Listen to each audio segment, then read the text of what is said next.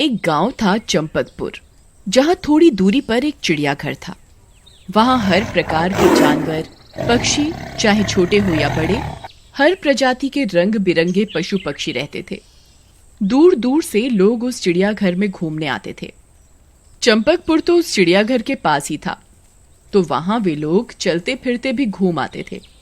एक दिन राहुल के काम से छुट्टी होती है। उसकी पत्नी का उसी दिन जन्मदिन होता है। अजी, आज मेरा जन्मदिन है और आज मैं चाहती हूँ कि आप मुझे कहीं घुमाने ले जाओ, और आपकी छुट्टी भी है आज काम से। क्या यार, तुम भी एक छुट्टी मिली है, उसमें भी आराम ना करके तुम्हें भरी दोपहरी में घूमने जाना है। जी मुझे कुछ नहीं पता, आज मैं ना खाना बनाऊंगी ना खाऊंगी जब तक आप मुझे घुमाने नहीं ले जाते। रोज रोज तो मैं आपसे कहती नहीं, आज मेरा जन्मदिन है तो आपको खुद से कोई सरप्राइज देना चाहिए था, पर यहाँ तो मैं खुद आपसे कुछ बोल रही हूँ, तब भी आपसे नहीं चला जा रहा। रमा गुस्से में मुंह फुलाकर एक तरफ बैठ जाती है। राहुल कुछ सोचता है, फिर रमा से कहता है, अच्छा ठीक है, शाम को तुम्हें घुमाने ले चलूंगा और रात को वापस आते समय खाना भी बाहर से ही खा के आएंगे। अब ठीक है? अभी बहुत धूप भी है और घूमने का मजा शाम को ही आता है, इसलिए अब गुस्सा छोड़ दो। रमा खुश हो जाती है। फिर शाम को वे लोग तैयार होते हैं। अरे इसे बोल तो दिया, पर लेके कहाँ जाऊं जहाँ पैसे भी कम खर्च हों और इसका घूमना भी हो जाए। अरे हाँ, गांव के पास चिड़ियाघर है, वहां ले जाता हूँ।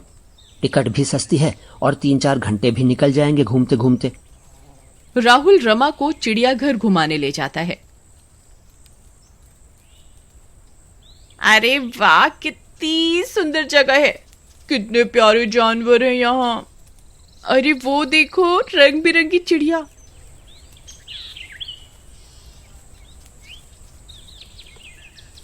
अरे वाह, शेर भी है।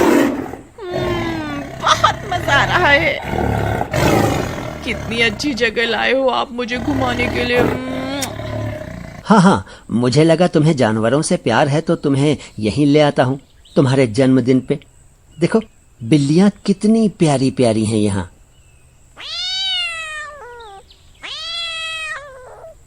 तभी रमा की नजर एक पत्थर जैसी आंखों वाली काली बिल्ली की ओर जाती है। अरे वाह, वो देखो राहुल, इस बिल्ली की आंखें कितनी अच्छी हैं। काश ऐसी एक बिल्ली मेरे पास भी होती। अरे बेवकूफ, काली बिल्ली पालना शुभ नहीं होता। अब शगुन माना जाता है काली बिल्ली का आसपास होना। चलो आगे, चलो आगे और जानवर भी हैं। वह बिल्ली राहुल को घूर घूर कर देखने लगती है। चलो, कैसी फालतू की बातें कर रहे हो, बिल्ली के रंग से क्या फर्क पड़ता है। देखो कितनी सुंदर लग रही है, मेरी एक फोटो खींच दो ना इस बिल्ली के साथ। फिर रमा उस बिल्ली के पिंजरे के बाहर साइड से खड़ी हो जाती है और राहुल उसकी फोटो फोन में खींच लेता है। रात को फिर वे लोग एक ढाबे पर खाना खाने रुकते हैं। जल्दी खाना मंगवाओ, बहुत भूख लग रही है। हाँ, बोल दिया है, लाते ही होंगे। थोड़ी देर चुप करके बैठ जाओ। फिर उनका खाना आ जाता है और वे दोनों पेट भर कर स्वादिष्ट खाना खाते हैं।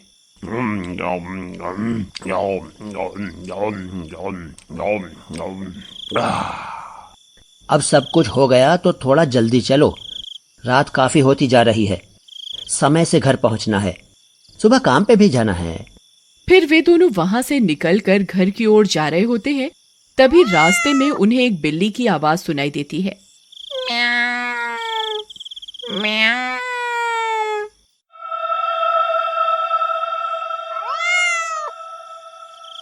अरे, ये तो किसी बिल्ली की आवाज लगती है।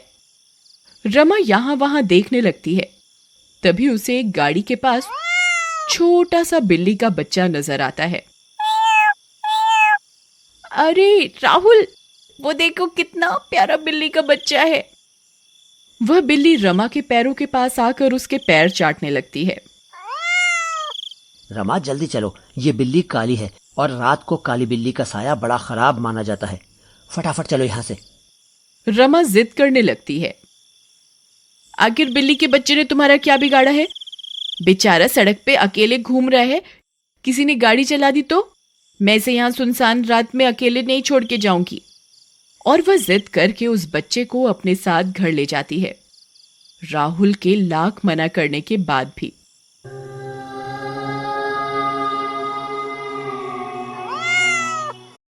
वे दोनों बिल्ली को एक बर्तन में दूध रखकर और सो जाते हैं। जब वे लोग गहरी नींद में होते हैं तो वह बिल्ली का बच्चा घर के आंगन में आता है और उसकी आंखें पत्थर जैसी चमकने लगती हैं। फिर उसका आकार एकदम से बहुत बढ़ने लगता है।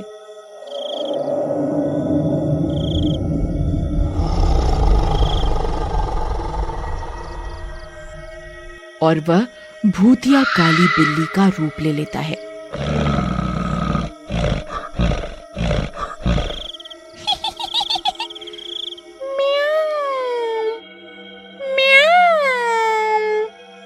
सबके घर में जाके दूध पीऊंगी। म्याऊ म्याऊ म्याऊ। फिर वे पड़ोस के घर में घुस जाती है।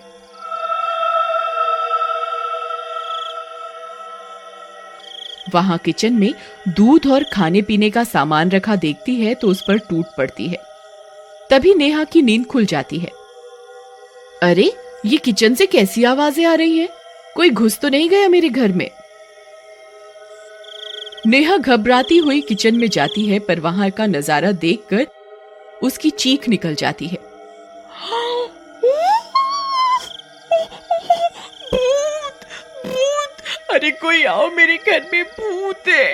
इतनी बड़ी बिल्ली कैसे हो सकती है? जरूर ये भूत है। तभी भूतिया बिल्ली हंसते हुए अपना आकार छोटा कर लेती है। इतने में नेहा का पति जग कर आता है। अरे क्या हुआ, क्यों चीख रही हो इतनी रात को? कहाँ है भूत? तभी उसकी नजर बिल्ली पर पड़ती है और वह हंसने लगता है। नेहा, तुम एक बिल्ली से डर गई, इसलिए तुम भूत भूत चिल्ला रही हो इस समय।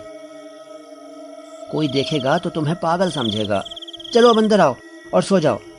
नेहा के तो मानो पसीने छूट जाते हैं। वह बहुत डर जाती है। अरे सच में ये बिल्ली बहुत बड़ी थी। इसने मेरे सामने अपना आकार बदला और छोटी हो गई। ये भूतिया बिल्ली है कोई। इसकी आंखें देखो कितनी डरावनी है। नेहा का पति हंसता हुआ बिल्ली को भगाता है और नेहा को अंदर ले जाकर सोने को बोलता है। इतने में बिल्ली फिर भूतिया रूप लेकर नेहा को आवाज लगाती है। नेहा, ओ नेहा, म्याऊ म्याऊ म्याऊ। नेहा आवाज सुनकर डरते डरते बाहर जाकर देखती है तो उसे बिल्ली उसी भूतिया रूप में दिखती है और बिल्ली एकदम से नेहा के मुंह पर पंजा मारकर उसे मार देती है। ये सब राहुल देख लेता है। अरे, ये तो कोई भूतिया बिल्ली है। मैंने रमा को पहले ही आगाह किया था, पर उसने मेरी नहीं सुनी। राहुल खुद को बचाने के लिए भागने लगता है। भागो रे! तभी भूतिया बिल्ली कूदकर राहुल का मुंह नोच लेती है।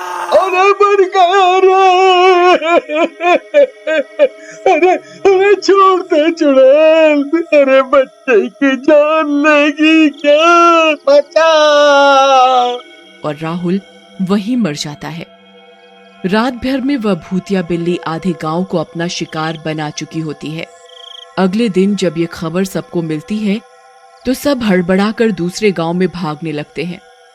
वहीं एक गांव वाले को एक जादूगर टकरा जाता है। अरे भाई, तुमने कोई काली बड़ी बिल्ली देखी है क्या? वो मेरे जादू का हिस्सा है और न जाने कहां भाग गई है। गांव वाला समझ जाता है कि ये उसी बिल्ली के बारे में पूछ रहा है। गांव वाला जादूगर को गांव में लेकर जाता है। अच्छा, तो तू यहाँ अपनी ताकत का गलत फायदा उठा रही है, हैं? भूतिया बिल्ली उसे देखकर डर जाती है। तभी जादूगर अपने जादू से एक पल में भूतिया बिल्ली को वापस आम बिल्ली बना देता है और एक पिंजरे में कैद कर उसे अपने साथ ले जाता है।